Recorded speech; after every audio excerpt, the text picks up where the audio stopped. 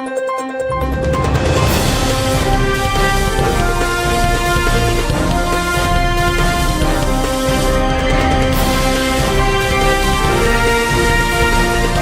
नगरी 24 तास न्यूज, रोखोक बातम्या आणि बरच काही. राज्यातील महापालिका निवडणुकीत प्रचाराचा धुराळा उडाला आहे. आरोप प्रत्यारोपांच्या फैरी झडत आहेत. एकीकडे महायुतीत पुण्यात राष्ट्रवादी आणि भाजपचा सामना रंगलाय, तर मुंबईत ठाकरे बंधूंविरोधात भाजप शिंदे सेना असा थेट सामना आहे. दरम्यान अकोला महापालिका निवडणुकीची प्रचार शिगेला पोहोचलाय. या प्रचारात बाळापूरचे ठाकरे सेनेचे आमदार नितीन देशमुख यांनी मुख्यमंत्री देवेंद्र फडणवीस आणि उपमुख्यमंत्री एकनाथ शिंदे यांच्यावर विखारी टीका केली आहे.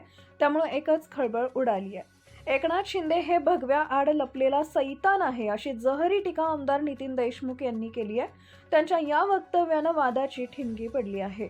उमरी येथील प्रचार सभेत त्यांनी शिंदेंचा उल्लेख सैतान असं केल्यानं वाद पेटलाय. शिंदे हे गद्दार आणि सैतान असल्याचं त्यांनी वक्तव्य केलं, तर त्यांच्या पक्षाचं आयुष्य हे कोंबडीच्या आयुष्य इतकं आहे, असंही आमदार देशमुख म्हणाले. ज्या दिवशी भाजप त्यांना कापून खाईल त्याच दिवशी त्यांचं आयुष्य संपणार. हिंदुत्वाची मतं खाण्यासाठी शिंदेंची शिवसेना भाजपनं उभी केल्याचा आरोप देशमुखांनी यावेळी केला आहे. आमदार नितीन देशमुख यांनी मुख्यमंत्री देवेंद्र फडणवीस यांच्यावर निशाणा साधला. जाती जातीत त्यांनी भांडण लावली. आरक्षणासाठी भांडण लावणारे ते पहिले मुख्यमंत्री असल्याचा आरोप देशमुखांनी केला आहे.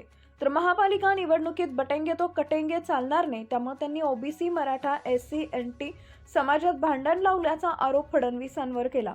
गुजरातचे 2 बनिया देशात बनवाबनवी करत असल्याची टीका त्यांनी केली आहे.